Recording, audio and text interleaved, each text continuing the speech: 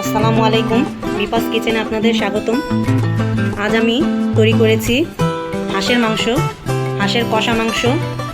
তৈরি করার জন্য আমার কি কি উপকরণ লেগেছে তা আপনাদের সাথে শেয়ার করব।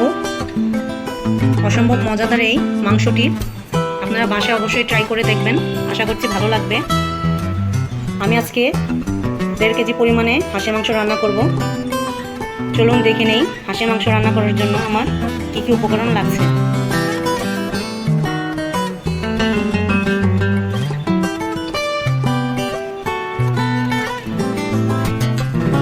এর জন্য এখানে 1.5 কেজি পরিমাণে আমি একটা হাঁস নিয়েছি। হাঁসটাকে ভালোভাবে কেটে আমি ধুয়ে নিয়েছি। আপনারা হাঁসটাকে আনাম থাকতে এটাকে ভালো করে একটু ঝলসে নেবেন আগুনে, তাহলে যে হাঁসের মধ্যে যে ছোট ছোট পশমগুলো থাকে এগুলি ওঠাতে সহজ হবে। এবং ভালোভাবে ধুয়ে নিয়েছি। অনেকে গরম পানি দিয়ে ধুয়ে নেয়, অনেকের গন্ধটা সহ্য হয় না। ধুয়ে নিতে পারবেন, তবে আমি আজকে ধুয়ে রান্না করব না। ভালোভাবে আমি সাধারণ পানি দিয়েই ভালোভাবে ধুয়ে নিয়েছি। মশলা নিয়ে নিয়েছি, এখানে হলুদ নিয়েছি আমি 1.5 টেবিল চামচ, মরিচ নিয়েছি 1.5 টেবিল চামচ, ধনিয়াও 1.5 টেবিল চামচ, জিরা নিয়েছি 1 চা চামচ, আদা রসুন বাটা আমি 2 টেবিল চামচ নিয়েছি। এখানে আমি গোটা মশলা নিয়েছি, গরম মশলা 3-4টা দারুচিনি, 4-5টা এলাচ, ছোট 3-4টা তেজপাতা এবং কিছু সামান্য লং। 1 কাপ পরিমাণে আমি এখানে পেঁয়াজ নিয়ে নিয়েছি। তেল দিয়ে দিলাম। আমি এখানে প্রায় আধা কাপের মতো তেল দিয়েছি। এখন দেব পেঁয়াজ। পেঁয়াজ আমি 1 কাপ পরিমাণে নিয়েছি, আগে বলেছি।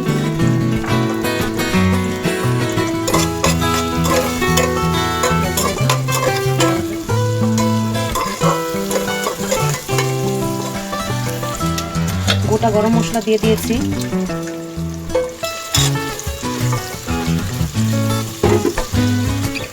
পেঁয়াজটা বাদামি হওয়া পর্যন্ত একটু ভেজে নেব ভালোভাবে।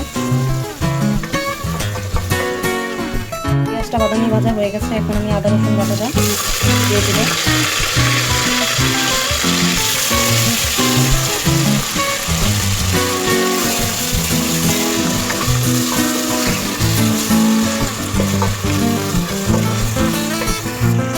এখন দিয়ে দিব পরিমাণ মতো লবণ, দিয়ে একটু নাড়াচাড়া দিয়ে দেব।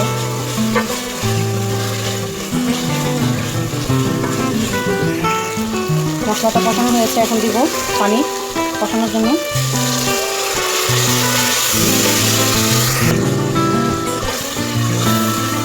এখন একে একে সব শুকনো মশলাগুলো দিয়ে দিব।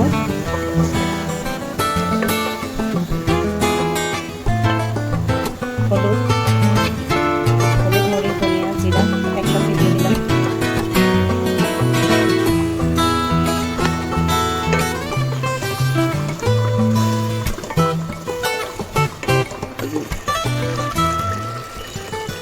মশলা দিয়ে দিয়েছি। এখন এটাকে ভালোভাবে তেল ওঠা পর্যন্ত কষিয়ে নিব।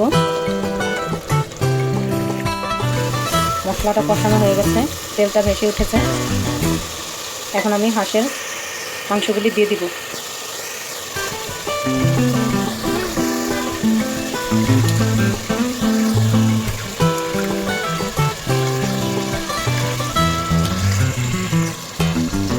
মাংসগুলো দিয়ে দিয়েছি।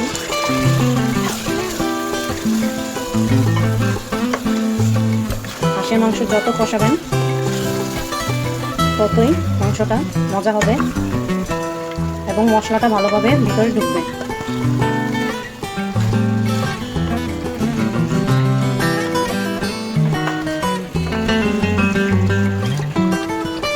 এখন আমি ঢেকে দিব।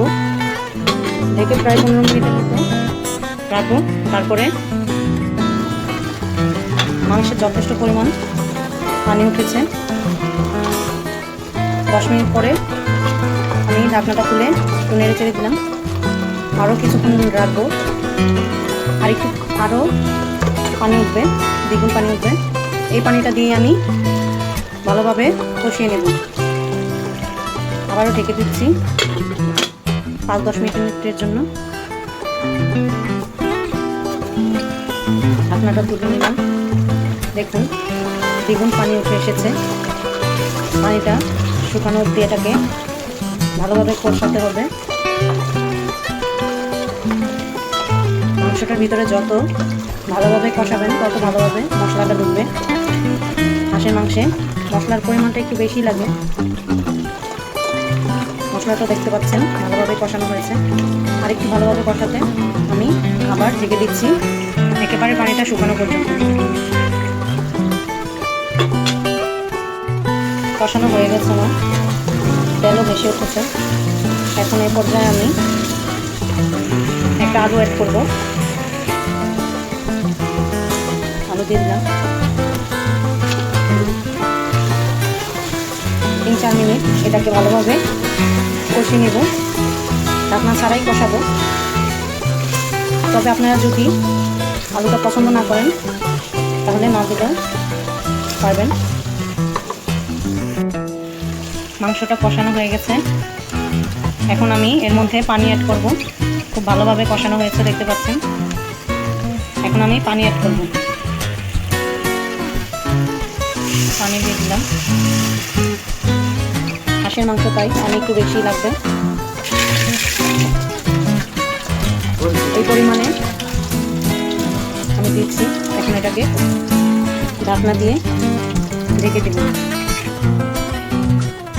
ঢেকে প্রায় 1 ঘন্টার মতো এটাকে অল্প আঁচে রান্না করব। মাংসটা এই পরিমাণে পানি শুকিয়ে এসেছে।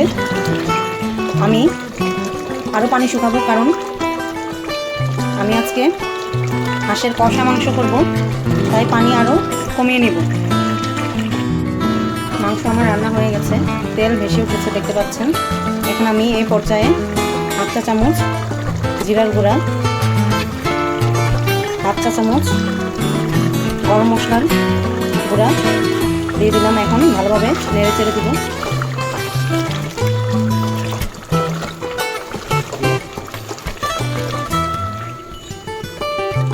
তৈরি হয়ে গেল আমার হাঁসের মাংস। আমি আজকে হাঁসের মাংস,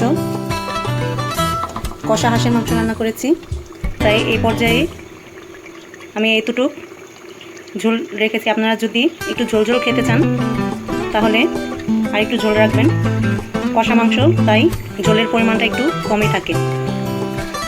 আমার রান্নাটি যদি আপনাদের ভালো লেগে থাকে অবশ্যই লাইক, শেয়ার এবং সাবস্ক্রাইব করবেন, এবং সাবস্ক্রাইব করে আমার পাশেই থাকবেন নতুন নতুন ভিডিও পাওয়ার জন্য। সবার কাছ থেকে বিদায় নিচ্ছি। আল্লাহ হাফেজ।